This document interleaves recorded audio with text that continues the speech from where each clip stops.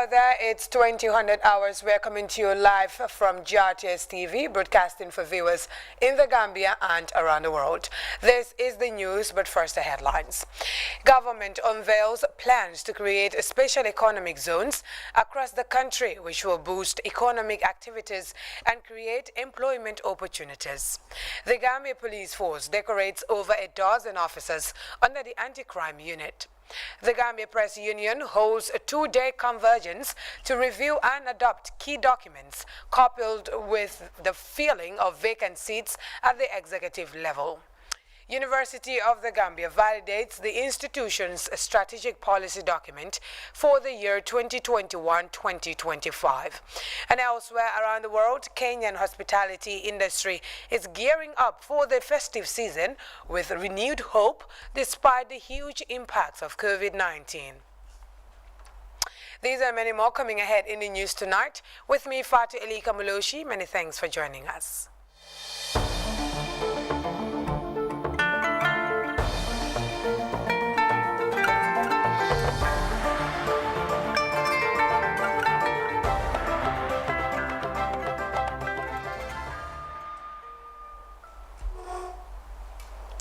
Welcome to the news. It's good to have you with us. Now, the newly appointed Minister of Trade has revealed plans by the government of the Gambia to create special economic zones across the country, which will boost economic activities and create employment opportunities.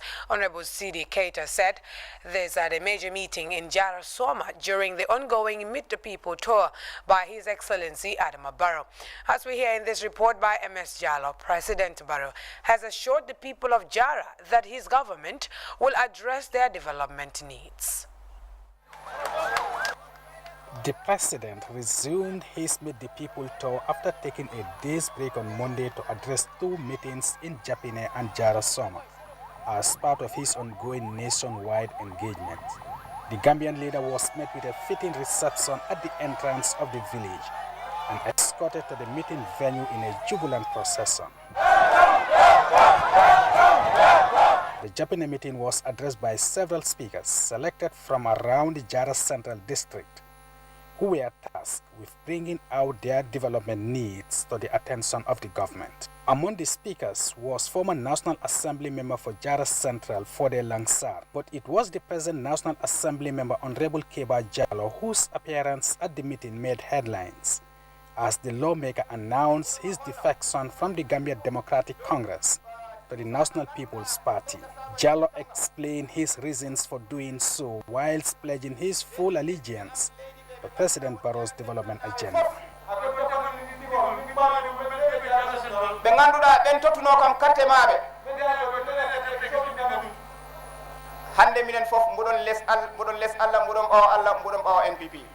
Responding to issues raised during the meeting, Tourism Minister Ahmad Ba, Local Governments Musa Drame and Health Minister Dr. Ahmadu Lamin Samate all assured the people of Jara Central that their concerns will be addressed before President Barrow took to the podium to express his satisfaction with the show of support from the people of Jara Central, and then assuring them that the time has arrived for the area to benefit from development projects under his regime. From Japine, the president drove to Jara Soma, where a large crowd had assembled to welcome the head of state and delegation, before presiding over a well-attended meeting at the Soma Lower Basic School grounds.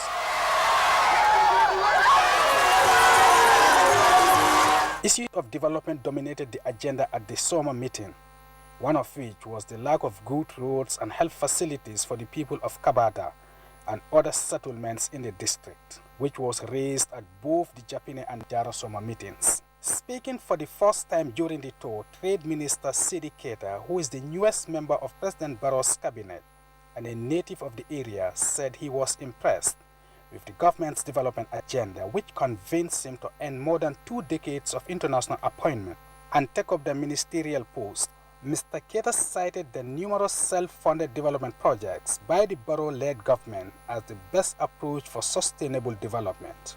Nyinem sinya foloti infrastructure projects ya da pasi banko fon la na fulodo ni aje ko wonana man soto jang ko gol men be ka kenun jang abeka ke julola wala grant so way nyimma sakunda fa ngo tardindi le demanding kaatu keme o keme ni nyimma sakunda e o soto tanna be kara julu jol bar sain do ko silo men be keri julute tar gambian kan koteke nyimma sakunda inara do ko wal. The trade minister also revealed plans of creating special economic zones across the country, and preliminary works are underway to set up the first one in the Lower River region. This, he said, will boost economic activities and create job opportunities for Gambians. Addressing the gathering, President Barrow thanked the people of Jara for the welcome accorded to him, which he said manifested his popularity in the region. The Gambian leader pointed out that Jara remains a priority of his development agenda and that their concerns will be addressed along the line. President Barrow also reiterated his call for Gambians to support his government's development process. The tour continues with meetings in the Kiang area on Wednesday and Thursday. Omar Jalo, GRTS News. Moving on, the Gambia Police Force decorates 16 officers from the anti-crime unit. The ceremony that took place at the anti-crime headquarters was graced by top government officials from the Gambia Police Force and other personnel. Aminata Isanyang has more.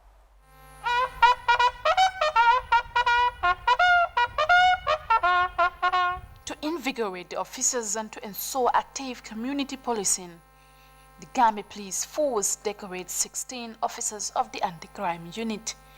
The ceremony was graced by officials of the Gambia Police Force and other personnel. The anti-crime unit commander superintendent Momodu Sow delved into the unit's efforts to combating crimes in the country. It is about time the police and the general public synchronize efforts in strategic and logistics manners to quickly and appropriately cope the occurrence of crime in our society. In this connection, the police anti-crime unit is always more than willing to partner with every good citizen who is willing to share any relevant information relating to crime within our vicinities. Representing the IGP, the Assistant IGP Ibrahim Abba highlighted what prompted the promotions of the officers. Today's declaration is an indication of the value placed on non-commissioned officers working in the Gambia Police Force.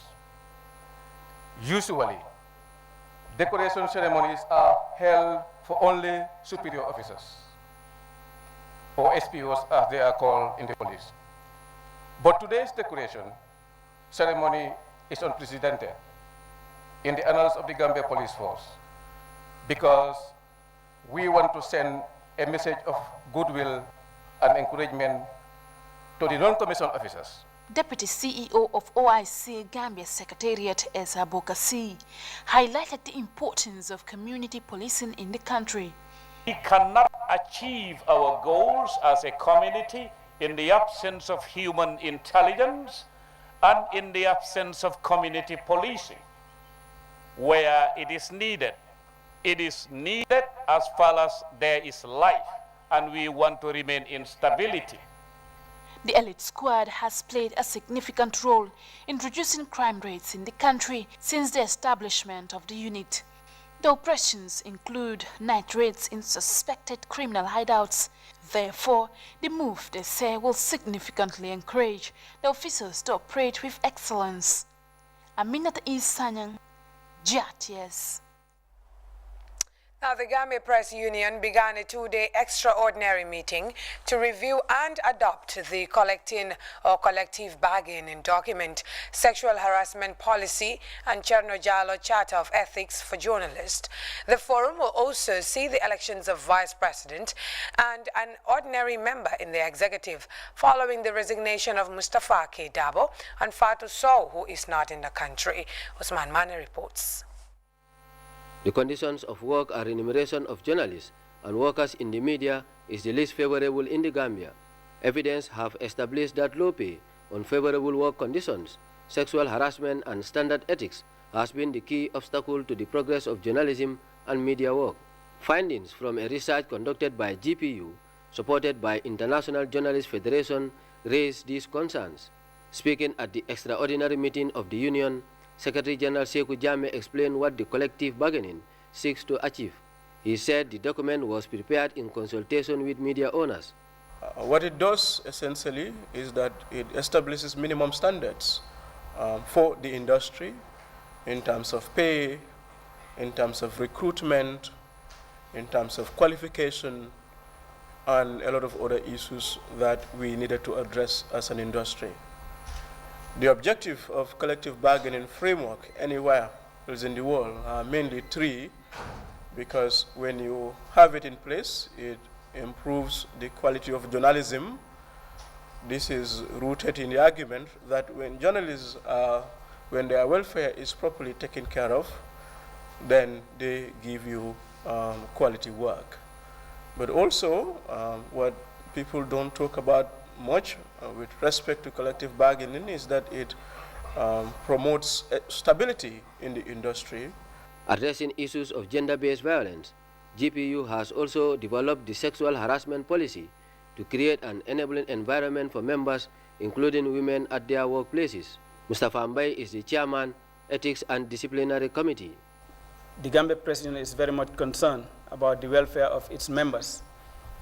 And sexual harassment, of course, we all know, going by the definition, is something that is happening every day in every aspect of life, including where the media and media personnel operates.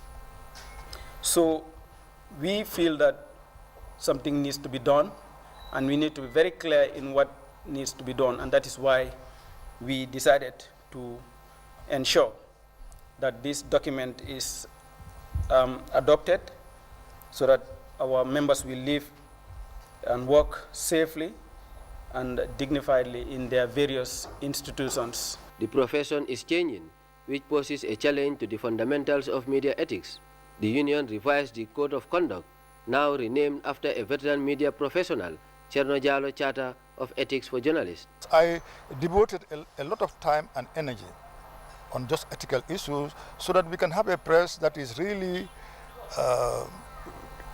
at least the public can respect, that can earn the respect of the public.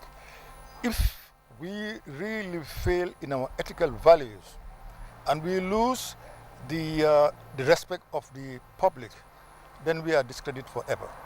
Then we are a trust, we are nothing. That's why, so much emphasis is placed on ethics. Junkun Jobate is the Executive Secretary, National Media Council. In a few days, we will officially launch our website, which is ready. And the website would also contain a handle for complaint resolution and the form, the process of resolving complaints and the form in which you can fill to make a complaint against any media report or broadcast that one feels aggrieved about. In fulfilling democratic principles, the Gambia Press Union will on Thursday fill the vacant positions of Vice President and an ordinary member in the executive in an election following the resignation of Mustafa K. Dabo and Fatou Sow respectively.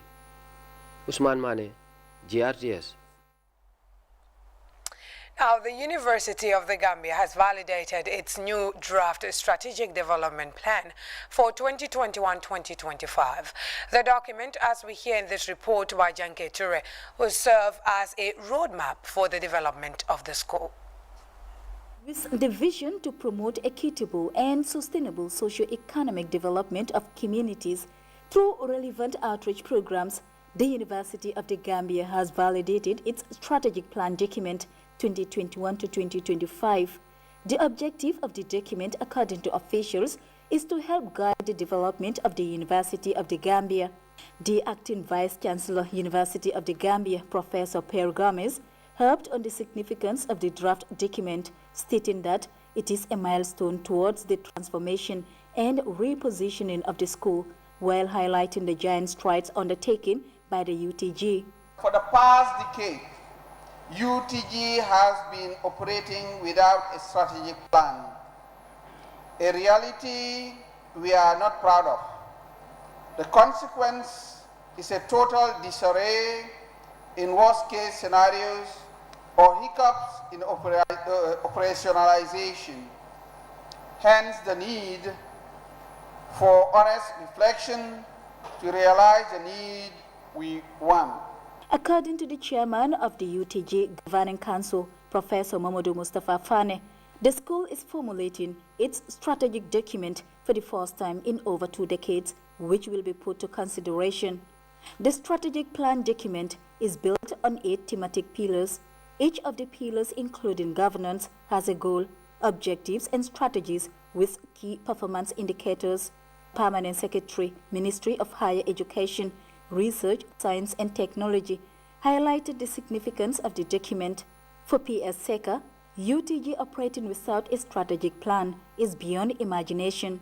At least 2 decades old and has produced thousands of graduates, we cannot, with much honesty, claim that the university is still at its infancy. Gambians are serving humanity in every part of the world, in high positions for that matter.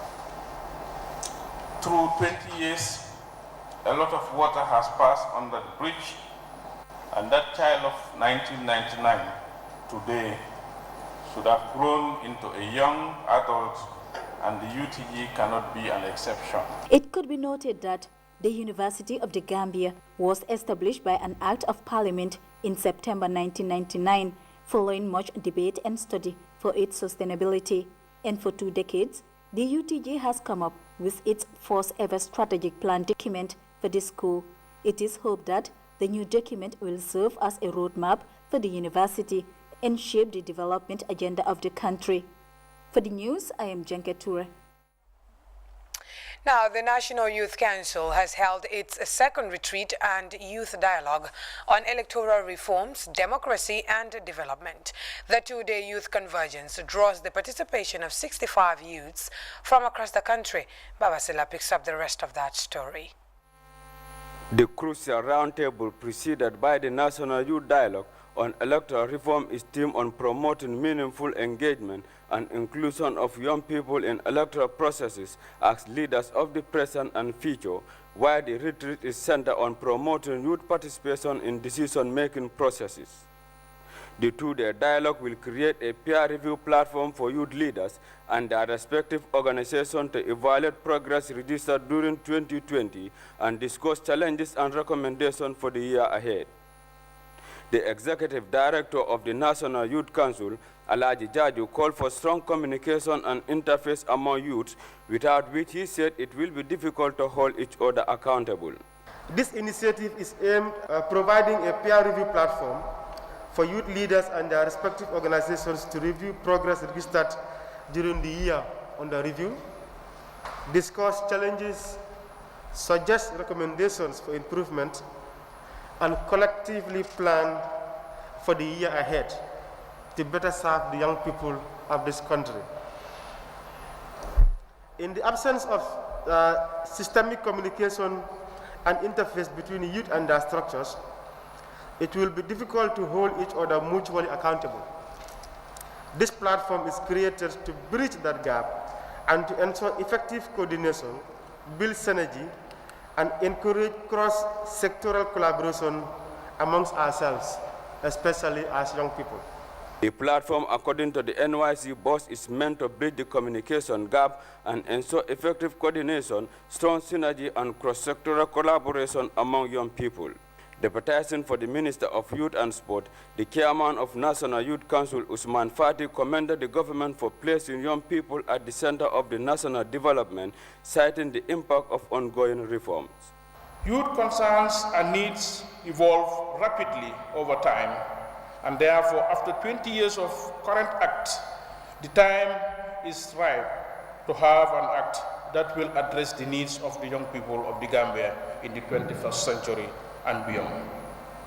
Indeed, youth's engagement in the peace, pre, during, and post-elections, participation in politics are key factors not only for democratic consolidation processes, but also for everlasting peace and stability of the country.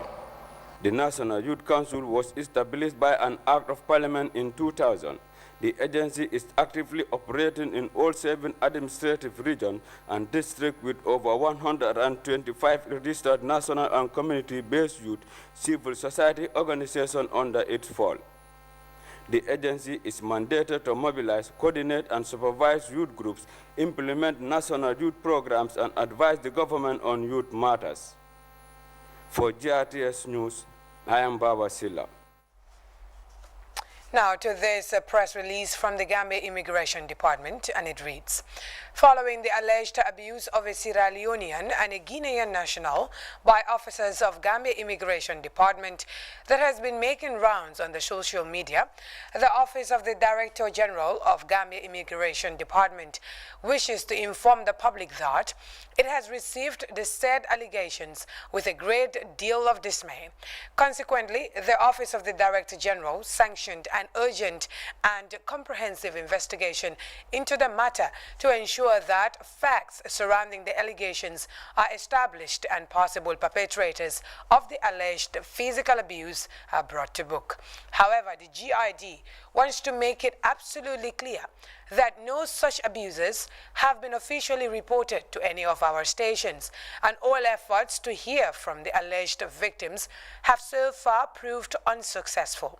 Gambia Immigration Department, the release adds, acknowledges the existing cordial relationship with the non-Gambian community and our country, and will continue to cherish that relationship for our common good.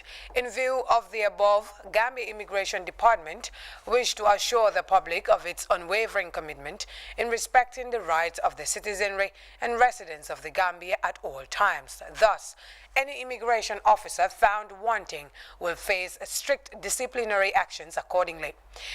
While we strive to serving Gambians and non-Gambians alike in the most professional manner, the GID encourages the public to report all forms of misconduct to the Public Relations Officer at GID headquarters in person or contact telephone numbers 9966-189 or 422-8717. The Gambia Immigration Department assured everyone a safe and tolerant Gambian society. The release ends. Now, Gambians are moving on to the Upper River region now, where the Task Advisory Committee of the region is holding its quarterly meeting where heads of institutions and departments gather to share their activity report on their achievements and constraints within the region. The governor of the region, Samba Bah, presided over the meeting. Seydou Kamara covered the event and filed in this report. The meeting came barely a year after the last Task Force Advisory Committee program. This quarterly forum availed the various heads of institutions and departments the opportunity to share their activities reports, achievements registered, and find means of solving their constraints. The two-day TAC engagement meeting also highlighted some of the objectives of the program and expectations. This report will collate to have our quarterly report for onward delivery to the national level. So the meeting is very, very important. I urge everyone in this hall here to make this meeting more participatory. This is a forum where actually we will share our knowledge, experience in terms of our activity implementation. We know the sizes of institutions that differ, so also would also be the volume of presentations that would actually be shown here. But I would seek your indulgence. This is like any other activity. We need to have ground rules so that it is participatory and everybody is able to have at least a gist of whatever is going to be presented here per institution. The governor of the region, Samaba, expressed delight on the turnout of the TAC members, adding that the meeting will help them to prepare an institutional report which will be used as a guide in the implementation of projects to improve lives and livelihoods of people in URR. We are here gathered as heads of institutions and departments to make sure that we now cross-check each other's department's work. We try to polish it in order for us to have a better development for this region. We all know, as we are seated here as heads of institutions, we are either representing government, or we are partnering with government to make sure that we help improve the lives and livelihoods of the people that we represent. And the people that we represent are the people of Upper River Region. And therefore, we are here in Upper River Region to make sure that we impact positively on the lives and livelihood of the people of Upper River Region. According to Governor Bam, the Task Force Advisory Committee meeting will serve as an avenue for heads of various institutions to interact and share best practices and ideas for a better working environment, and as well improve the well-being of the people in the region. And anytime soon, as I said earlier, you leave office, you will leave a legacy that people will keep on talking positively in your absence. So we have the task and we have the role to play. We all know that as institutional heads, there is a body that we are representing, and there are people also who are serving under us. So therefore, the change of life of those particular people also lies in our hands. The event also witnessed presentations by a representative of the Department of Livestock, Emmanuel Mendy, stating that 82.9% of ruminants in the regions have been vaccinated, whilst the immigrations also present their quarterly report on the achievements and challenges, particularly on documentation. It is hoped that at the end of the 2 days, the stakeholders will come up with a well-comprehensive institutional report for the region, as well as a national project implementation that will represent. Seydou Kamara. We'll take a short break. When we return, we'll look at news beyond our borders. Do stay. Do you want to win millions of dollars this December? All you have to do is dial *777# for free, or call or SMS 1010 at $3 is only to participate in the new AfriHali show and be part of the 7 daily winners. Every Tuesday, Wednesday, and Fridays live on GRTS, Afri Radio, and social media platforms. Be part of our lucky winners. Where AfriCell goes, nobody dares to follow. In a country always thirsty for more, a team of superheroes with special powers unite to redefine the way we are connected. Make way for Jollyman and his unbeatable smartphone power, coming with 100 free minutes, expanding over 30 days and 30 nights. The $1,500 smartphone empowers you with the dual SIM, FM radio, and 50 days of social media. AfriCell got offers with the power to change the world.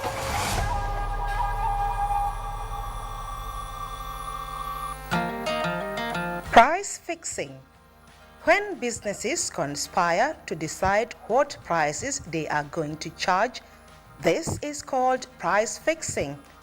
The intent of price fixing is to push the price of a product as high as possible, leading to profit for the parties involved.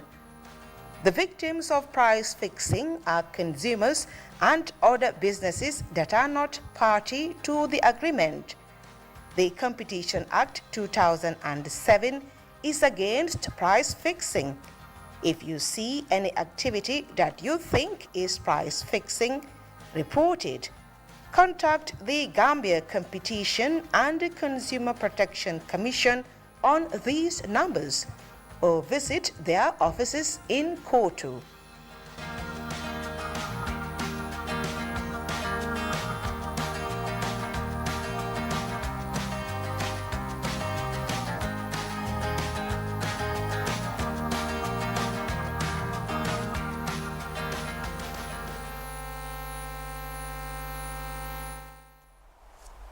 Welcome back. Now, the festive season is here again with us.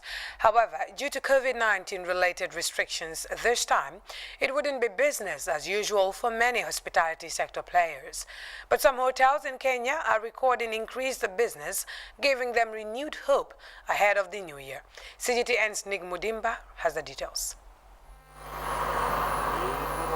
The Sawela Lodge, an increasingly popular holiday destination in Naivasha, Kenya, where signs depicting the festive season welcome visitors upon arrival. It's clear that business here is slowly getting back to normal as more guests check in.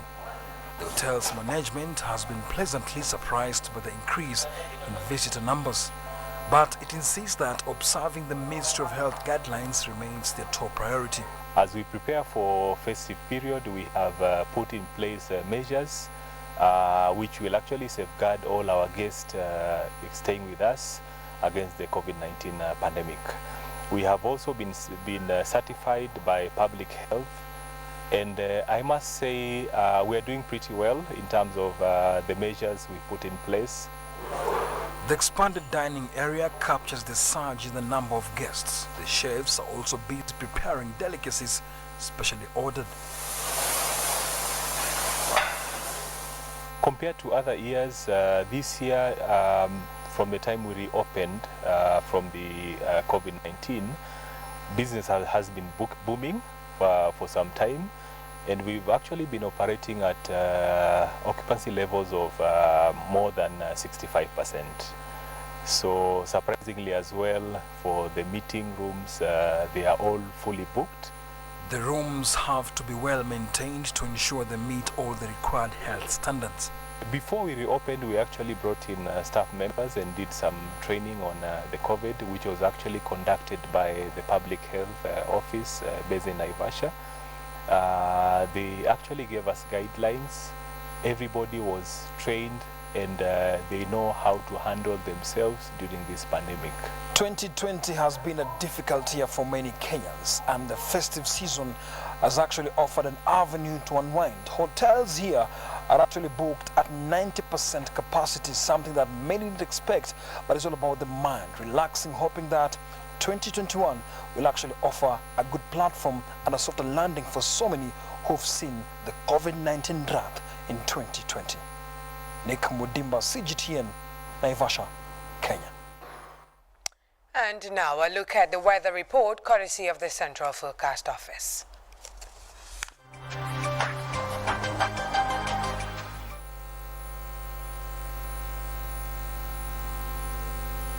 Good evening, viewers. Welcome to the weather update from the Central Forecast Office with your presenter, Mam Sahnaseh. First with the summary. It was cool and cloudy in the morning, while fairly warm and sunny with the persistence of slight hazy condition in the afternoon. Tonight, cool with the slight hazy conditions continue to prevail. While tomorrow's weather, it is expected to be cool in the morning, while warm and sunny in the afternoon with the slight hazy condition continuing during the evening. Winds will be mainly northeasterlies across the country with a speed ranging from 10 to 20 km per hour. Minimum temperatures are expected to be 17 degrees Celsius over Greater Banjul area and West Coast region, 16 degrees Celsius over Lower River region, whereas the rest of the country recorded 15 degrees Celsius. Maximum temperatures are expected to be 33 degrees Celsius over Greater Banjul area, 34 over West Coast, 35 over North Bank and Lower River region, whereas 36 degrees Celsius over Central and the Upper River region. For the marine forecast, low tides are expected to be 0.5 meters at 12 p.m., while high tides will be 1.4 meter at 4 a.m. and at 5 p.m.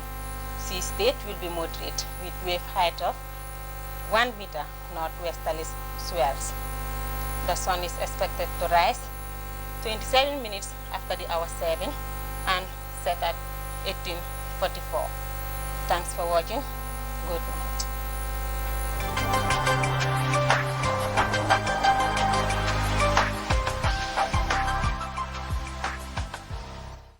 And before we end this newscast, a recap of the day's top stories. Government has unveiled plans to create special economic zones across the country, which will boost economic activities and create employment opportunities. The Gambia Police Force has decorated over a dozen officers under the anti-crime unit. The Gambia Press Union has held a two-day convergence to review and adopt key documents coupled with the filling of vacant seats at the executive level. University of the Gambia is validating the institution's strategic policy document for the year 2021-2025. And elsewhere around the world, Kenyan hospitality industry is gearing up for the festive season with renewed hope despite the huge impacts of COVID-19. With that, we'll see you again at 2200 hours. Many thanks for watching and enjoy the rest of our programs. Bye for now.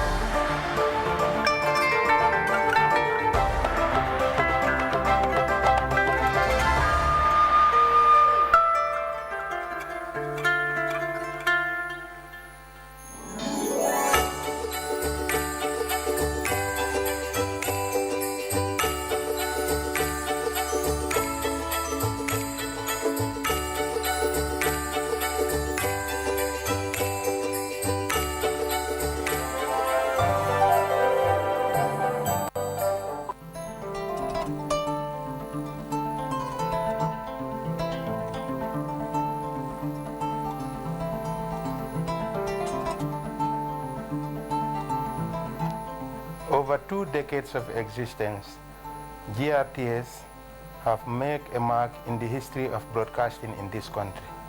We have not only grown bigger and better, but we are expecting the best in terms of delivery. In terms of the scope of our operations in this digital era,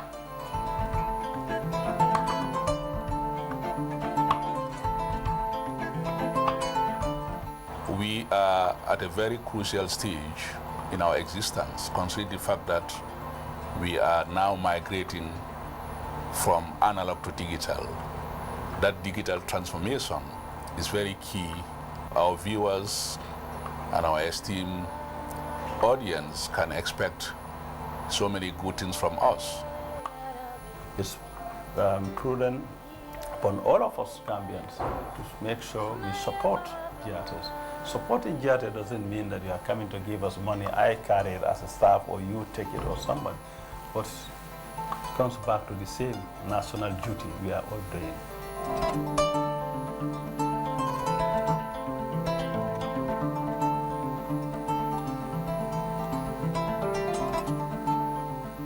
GRTS as a big state institution is resolved to improve on our delivery, and we expect that in this era of digitalization, we will be able to deliver to the expectation of Gambians.